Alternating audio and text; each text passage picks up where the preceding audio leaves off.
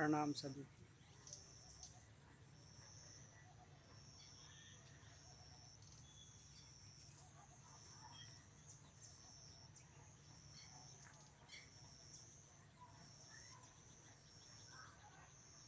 क्या है हमारे अंदर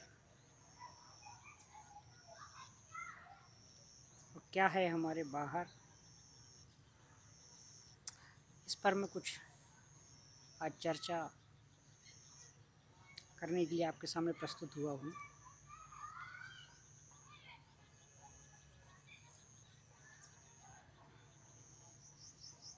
बाहर जितना भी हमें इन भौतिक आँखों से दिखाई देता है, जब से हमारा जन्म हुआ, आँखें खुली और हमने छूकर देखकर जो भी अपनी संवेदनाओं को महसूस किया, इसके बारे में तो सभी परिचित हैं, सभी संवेदनाओं को जानते हैं। स्पर्श क्या होता है, दृश्य क्या होता है।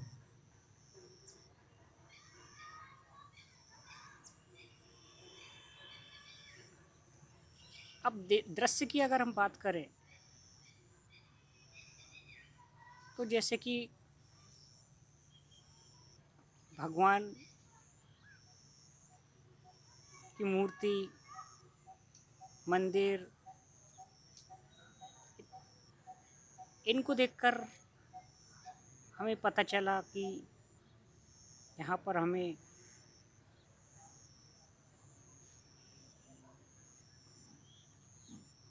जैसे ही भगवान की मूर्ति दिखे या मंदिर दिखे तो हमें यहाँ पर मानना है कि यहाँ कुछ भी गलत नहीं करना है, गलत भावना नहीं आती। बहुत अच्छा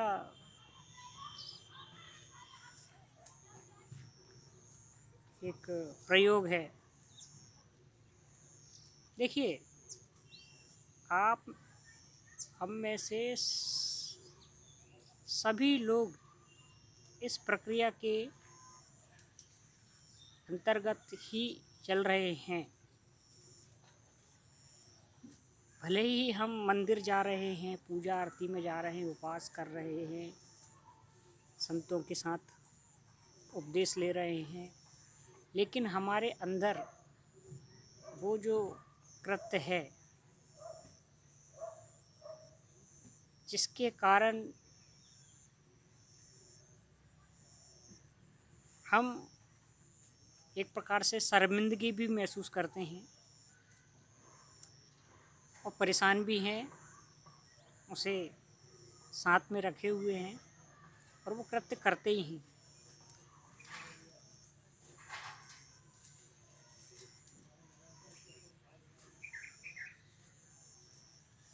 क्या है वो कृत्य, आप सभी जानते हैं।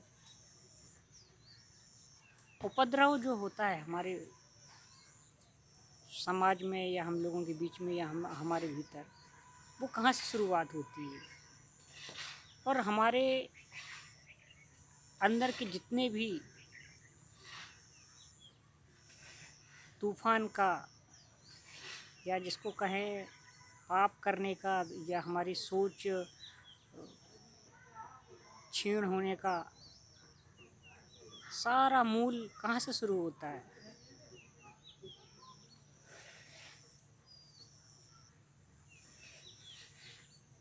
तो जैसा कि अश्लीलता की अगर हम बात करें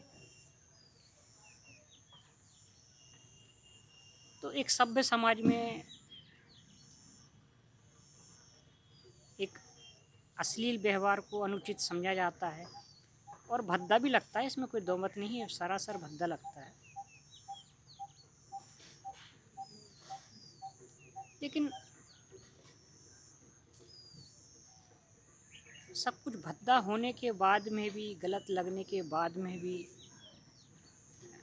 एक्सेप्टेबल ना होने के बाद भी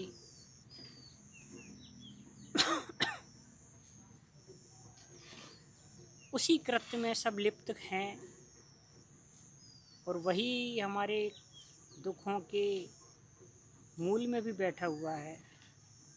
उससे एक आज़ादी तक चाहते हैं कि हमें उससे आज़ादी मिल जाए।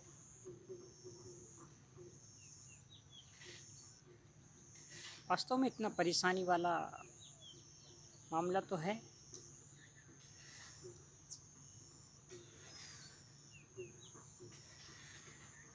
क्योंकि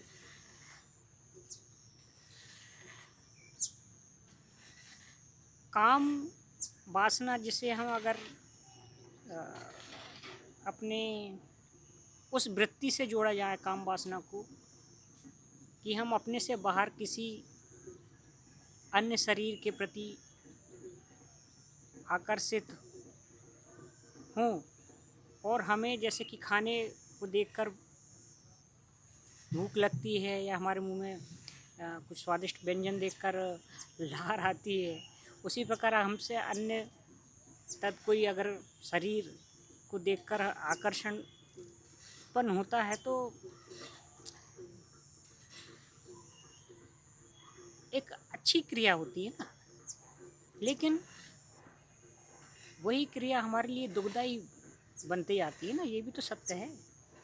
क्योंकि अगर आपको जिसके प्रति आसक्ति उत्पन्न हुई है देखकर, तो आप उसको जैसे खाना आपको अच्छा लगा तो आप खाना तो ले ले सकते हैं या खा सकते हैं, लेकिन आपको किसी शरीर के प्रति अगर आसक्ति उत्पन्न होती है, आपको बहुत अच्छा लगता है, तो आप ज़रूरी तो नहीं है कि वो आपको वो शरीर मिल जाए।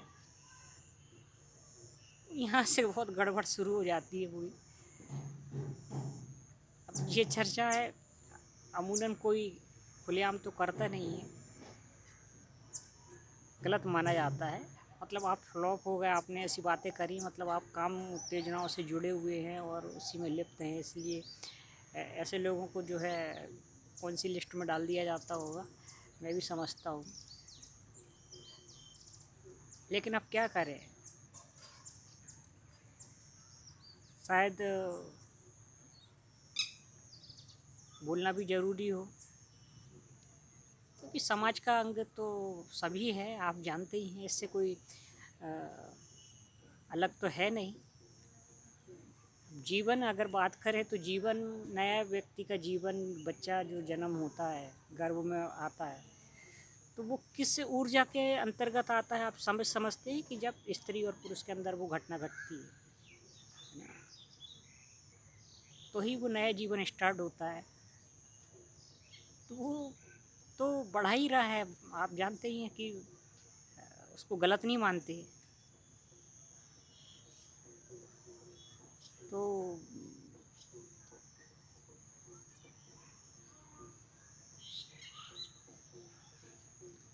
एक कबीर साहब की साखी है कि पानी में मीन प्यासी, मोह सुन सुन आवत हंसी, सुना है। तो मैं आपको यही बता रहा था कि आपसे बाहर आप जो शरीर है उसको आप प्राप्त नहीं कर रहे, लेकिन आपके अंदर उसके शरीर को प्राप्त करने की या देखकर एक जो काम उत्तेजना जिसको कहना चाहिए उठती है, वो आपके दुख का कारण बनता है। तो आपकी कुल मिलाकर प्यास जो है वो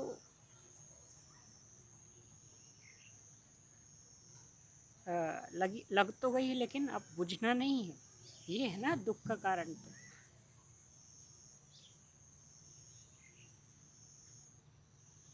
तो साहब ने शायद इसी को देखते हुए कहा है कि पानी में मीन प्यासी, मुझ सुनसन आवत हासी।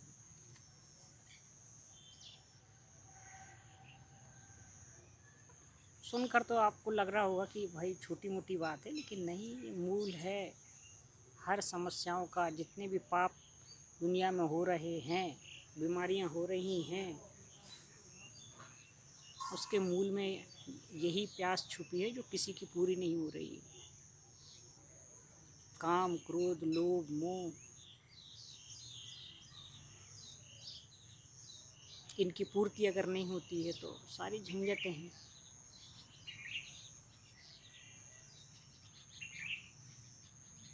ये है जिससे आदमी मुक्त होना चाहता है। मुक्त नहीं है तो झंझटें झंझटें हैं और झंझटें बढ़ते जा रही हैं।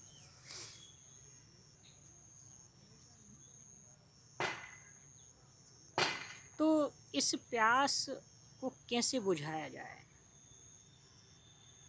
हमेशा के लिए ये प्यास जो है बुझ जाए,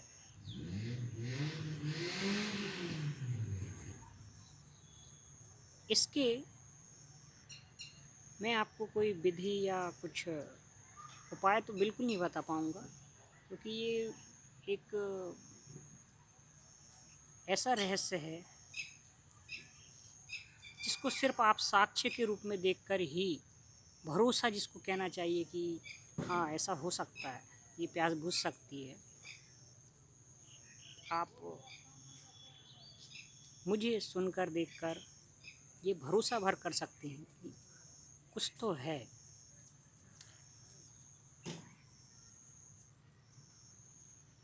वो सब हमारे भीतर ही तो है जो बाहर है। अब मैं थोड़ा सा आपको अगर इसका एक क्यों देने की कोशिश करता हूँ, अगर आप समझ सकें कि भाई आपको जब कोई शरीर या भोजन जैसा आपको पसंद है और आप खाते हो तो आपको आनंद मिलता है। शरीर पसंद है, अगर शरीर मिल जाए तो आपको क्षणिक आनंद जो होता है वो आपके अंदर ही होता है ना, कुछ है ना। तो इस तरीके का अगर आपको कुछ हो जाए कि वह आनंद आपके साथ हमेशा रहा है, जिसको हम कहें कि ईश्वरीय वरदान कह लें या ईश्वरीय वो ऊर्जा, एनर्जी, शक्ति जो आपको हमेशा आपके भीतर ही रहे, वो जो आनंद सुख की बात है। आप देखिए, अन्यथा मत लीजिए कि एक हमेशा वो विचारों में रहने वाली बात वो है, ऐसा कुछ नहीं है। मैं तो सुखद भावना की कह रहा हूँ कि वो सुखद भावना आपके अंदर इतनी अच्छी हमेशा के लिए उत्पन्न हो जाए, सिर्फ आपके विचारों से, आपकी रहन सहन, खान पियन, शुद्ध आचार विचार से। फिर आप किसी बाहरी शरीर को देखकर ऐसे प्यासे तो नहीं रहेंगे ना, आपकी प्यास तो बुझ चुकी है। हुँ? तो सब अच्छा लगता है, प्रकृति ने जितना भी सब कुछ बनाया है सब अच्छा लगता है, लेकिन आपके अंदर आप प्यास उसको पाने की क्यों रहेगी? क्या करोगे आप? बात ये आती है ना। और जब तक प्यास जिसके अंदर नहीं बुझती है तो फिर वो उसके पीछे भागता है ना। हुँ? एक जन्म शायद दूसरा जन्म अभी जैसे ऐसा भी होता होगा कि इस जन्म में हमें हमारा जो है वो शरीर नहीं मिला। मैं तो शरीर ही बोलूँगा ना, कि वो मेरी कोई एक गर्ल फ्रेंड थी, कोई लड़की, वो नहीं मिली मुझे इस जीवन में, तो अगले जन्म में मिलेंगे हम। ये जिससे कुछ मिल गया है अभी नया नया है तो बोलेंगे कि हम सातों जन्म हम साथ रहेंगे, बिछड़ेंगे नहीं। ये सब शरीरों को ही तो खेल है। तो इसको हम जन्मों जन्मों तक देखने का तक सोचने लग जाते हैं ना। और उन्हीं क्षणों में व्यक्ति की अगर किसी घटना हो गई, दुर्घटना हो गई, तो फिर वो चीज़ें तो आपके साथ लगी, वो उससे लिप्त जो है आप रहे, उससे मुक्त तो हुए नहीं। तो इसीलिए अध्यात्म का सहारा लेना बहुत आवश्यक है। तो अध्यात्म की शुरुआत वहीं से होती है कि आप बाहरमुखी हैं या अंतर्मुखी हैं। देखिए, जो एक शिशु अवस्था होती है, बचपन से जो हमारा पालन पोषण होता है, सुनने में तो बहुत सारी चीज़ें बच्चों के लेवल पे डिस्क्राइब नहीं होती ना। मेरे को भी ऐसा कुछ नहीं पता था क्या सही है क्या गलत है, बस एक दौड़ है उसमें शामिल। लेकिन गड़बड़ तो सभी को समझ में आती है कि गड़बड़ है गड़बड़ है। अब देखिए कितनी बड़ी बात है कि मैं जब सुनता था कि अंतर्मुखी लोग ऐसे होते हैं, कम बोलते हैं लेकिन अंदर ही अंदर कुछ उनके चलते रहता है। तो मुझे ऐसा लगता था अंतर्मुखी होना मतलब गलत होता है और बाहरमुखी होना अच्छा होता है। तो मैं आप समझ ही सकते हैं। तो मैं हमेशा बाहर की तरफ ही दौड़ता रहा। उससे क्या हुआ? उससे ये हुआ कि परेशान हो गया। और जब परेशान हुआ तो मुझे कहीं न कहीं ये ज़रूरत महसूस हुई अंतर्मुखी होने की।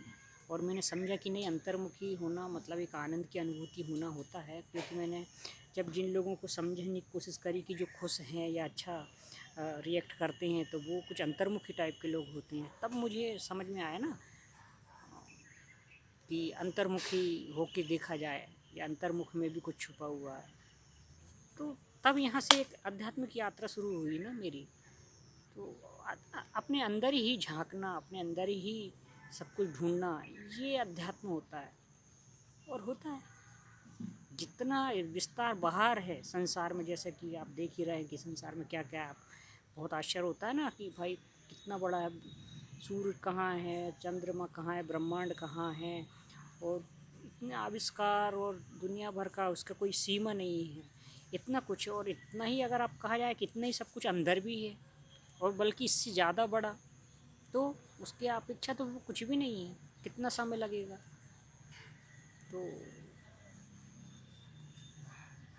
अध्यात्म इसलिए ज़रूरी है।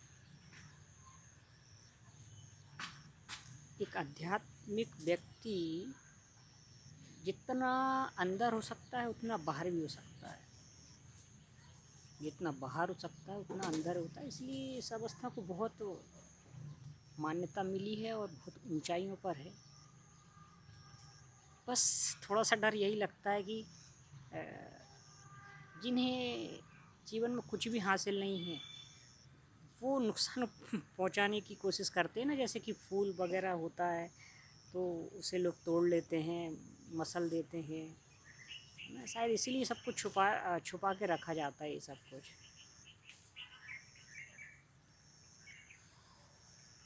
तो ये ईश्वरीय वरदान है। और हर प्राणी को, हर व्यक्ति को ये कोशिश करना चाहिए कि हम इस अवस्था तक ज़रूर पहुँचें।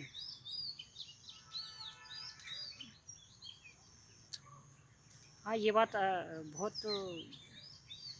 ही ज़्यादा सही है कि इसके तक अवस्था तक पहुंचने के लिए है क्या पता क्या क्या कसौटियों पर हमें कसा जाता है। इसलिए बहुत गहरी गहरी तपस्याएं लोग करते हैं, साधु संत जिसे हम कहते हैं, ऋषि मुनि। तो एक प्रकार से कष्ट के लिए हमें बिल्कुल तैयार रहना चाहिए। शायद उन्हीं सब कष्टों से गुजर कर ही हम इस राह पर पहुंच सकते हैं। इसलिए मैं बता रहा हूँ ना कि मेरे पास अगर आप पूछा जाए कोई विधि, तो विधि तो मैं तो बिल्कुल नहीं बता पाऊँगा। हाँ, एक भरोसा।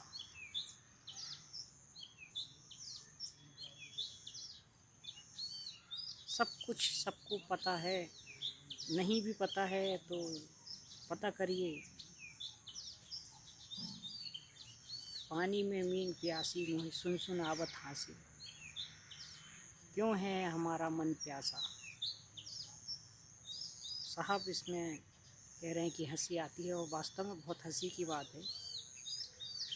सब कुछ मन का ही खेल है, मन का विस्तार है।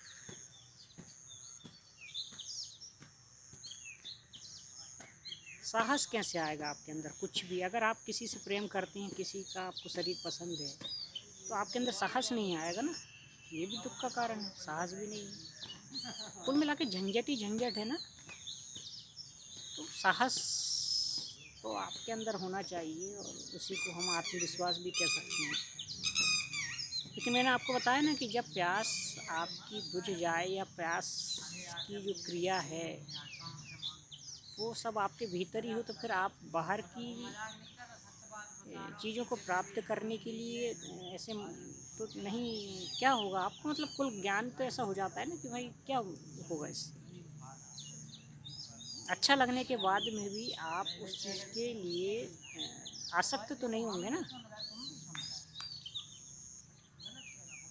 सब कुछ अच्छा है, कुल मिला के बात ये है, सिर्फ उसी से रिलेटेड नहीं है। वो तो मैं बता रहा हूँ, ये दुख का कारण होता है समाज के बीच में ना।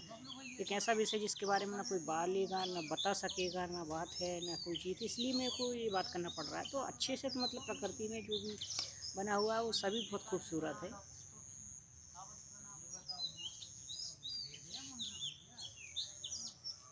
तो क्या इसको एक स्थान मिलना चाहिए समाज में कि सब अश्लीलता परोसने लग जाएं, बातें करने लग जाएं, तो बिल्कुल अब भद्दा लगेगा। नहीं नहीं, ऐसा नहीं कर सकते, नहीं कर सकते। हमें अपना सिर्फ कर्म कर्तव्य क्या करना है, इस पर फोकस रखना पड़ेगा, ना कि अपनी काम उत्तेजनाओं को तृप्त करने के बारे में सोचना पड़ेगा।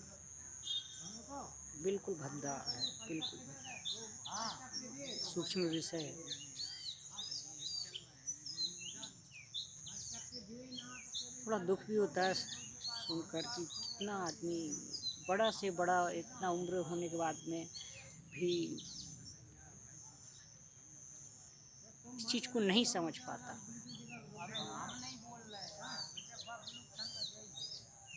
बड़े बड़े लोग, उम्र दराज लोग, आश्चर्य भी होता है। ऐसा लगता है कि क्या इन्हें क्या ऐसा बता दें या क्या एहसास दिला दें, क्यों डरते हो, क्या है, क्या बात है।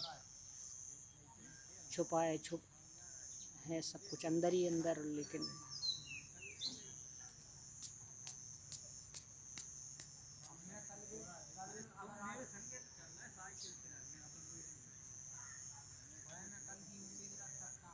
ऐसी आंखें, ऐसी आंखें और ऐसे मैं ठाकुर।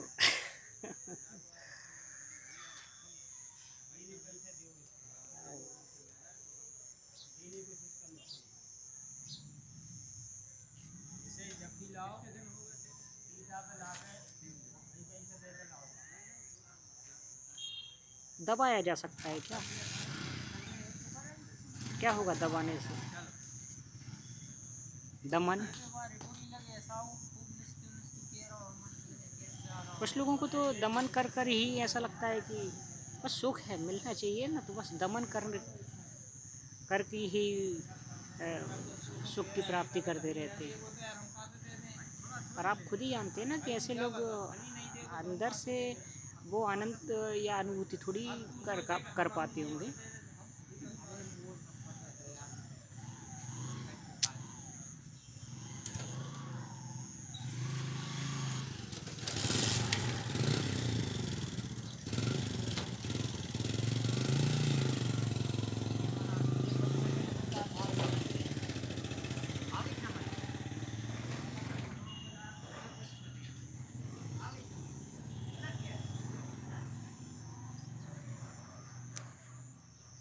बड़ा झंझट है भाई।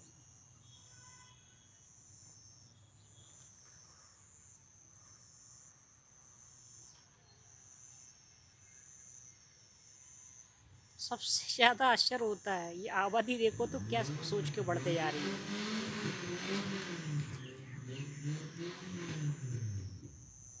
ये मजदूर लोग गए भी, दिन भर पसीना बहाते हैं, मेहनत करते हैं, बातचीत करते रहते हैं, करेंगे क्या भाई? वो भी पीछे थोड़ी होते हैं, शादी विवाह, बच्चे और अपनी शारीरिक वृत्तियों के कारण जो भी प्रक्रिया चल रही है जीवन, नए जीवन की, उसमें तो अच्छे खासे लिप्त हैं, मुक्त नहीं हैं, मजबूर हैं, दुखी हैं, गरीब हैं, लेकिन नया जीवन फिर इसीलिए खड़ा कर दिए जा रहे हैं अपने जैसे ही। इसकी चिंता सरकार करे, कोई दूसरा करे, कुछ भी नहीं दे पा रहा है, लेकिन बढ़ाते जा रहे हैं, बढ़ाते जा रहे हैं।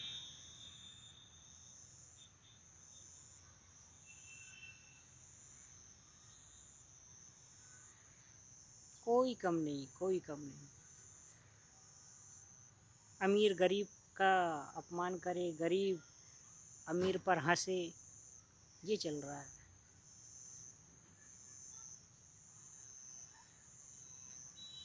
कोई कम नहीं।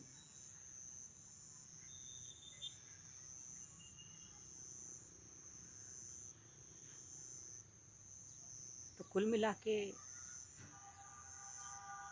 अगर हमें सच्चा सुख चाहिए तो अध्यात्म का सहारा तो हमें लेना ही पड़ेगा।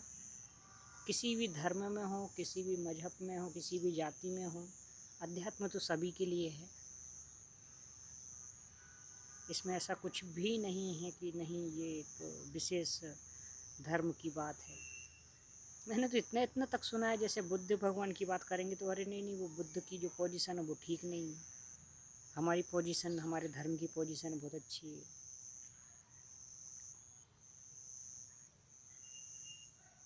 महावीर स्वामी नग्न अवस्था में खड़े रहते हैं, एक वो भी पोजीशन है। तो अभी खैर सुनने में तो नहीं आया कि नहीं नहीं वो पोजीशन पर, लेकिन हाँ अंदर तो मन में कई के होगा नहीं नहीं वो पोजीशन ठीक नहीं है।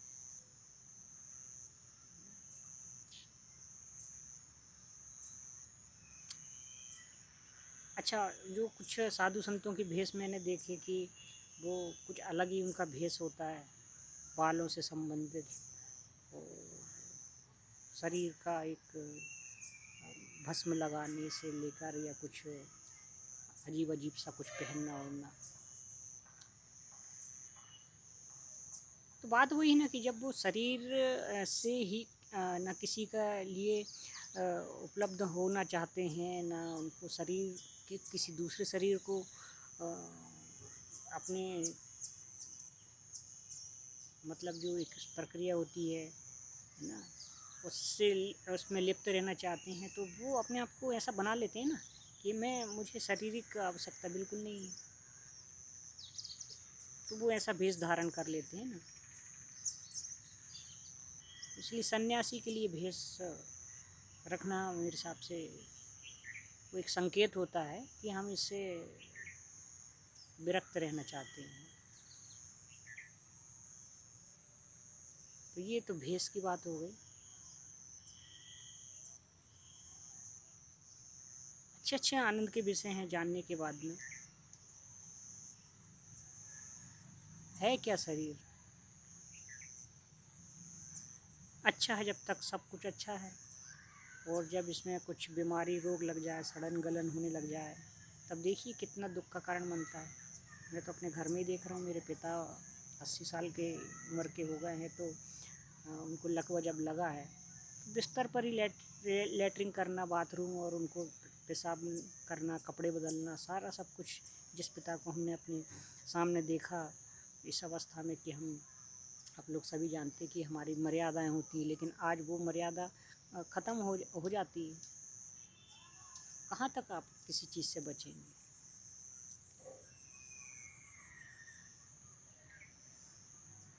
तो वो भी एक ऐसा विषय, इसलिए मैं बोल रहा हूँ कि आप मेंटली जब तक इस चीज़ को समझ नहीं पाएंगे, एक्सेप्ट नहीं कर पाएंगे, तो आप ऐसी सेवा भी नहीं कर पाएंगे, है ना? नहीं कर पाते। नौकर चाकर ढूंढते हैं भाई लोग, दूसरा कोई सेवा करने वाला मिल जाए, लेकिन नहीं नहीं, मर्यादा।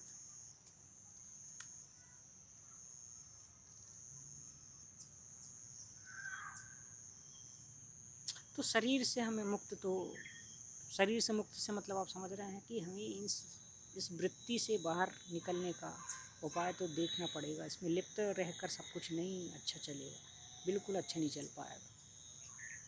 इसको बढ़ावा भी ना दें तो बहुत अच्छी बात है। इससे बिल्कुल मुक्त होने की प्रवृत्ति व्यक्तियों में आई, इसका हमें सबको प्रयास करना चाहिए। स्कूल्स में देखो, बच्चों को बिल्कुल भी बैन कर दिया है कि आप उसे न डांट सकते हैं न डपट सकते हैं।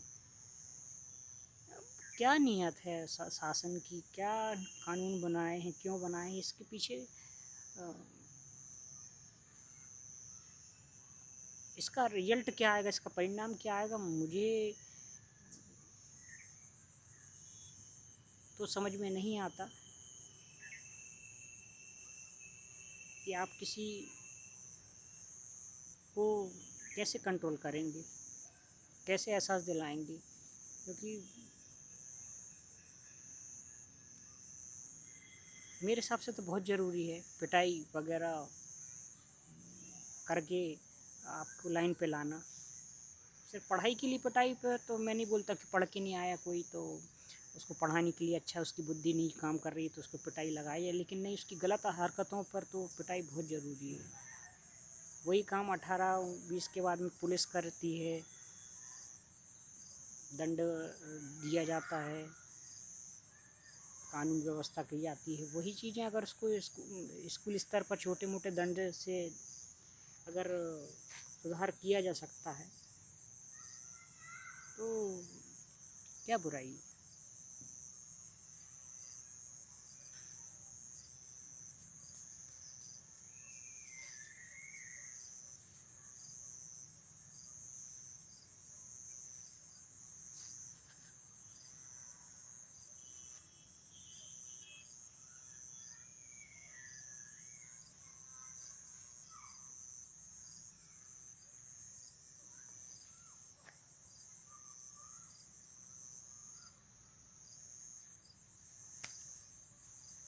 शादियों पे शादियाँ, शादियों पे शादियाँ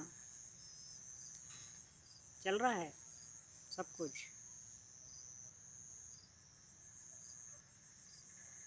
बिना सोचे समझे सब कुछ चल रहा है, सब कुछ होते जा रहा है। अब बोले कि क्या करें साहब, सभी कर रहे हैं तो हम भी कर रहे हैं, तो कोई सभी सुखी भी तो नहीं है। अगर सुखी हो जाए, संतुष्ट हो जाए, तो फिर ये नए नए ढटकर्म क्यों करेंगे। तो शादी से अच्छा आप सुखी होना सीखिए ना। खुद फंसे फिर औरों को फंसाना, ये कहाँ का उचित है।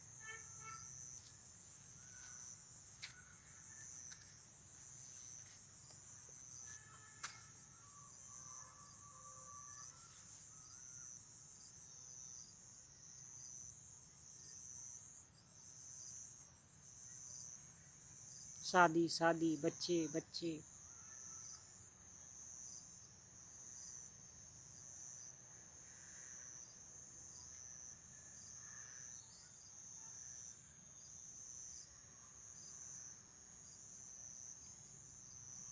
कीड़े मकोड़े जैसे।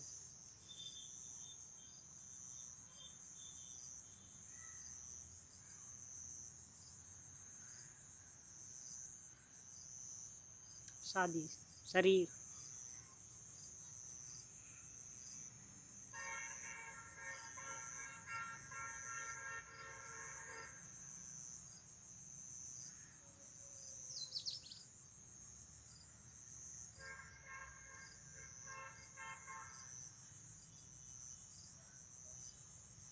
चलिए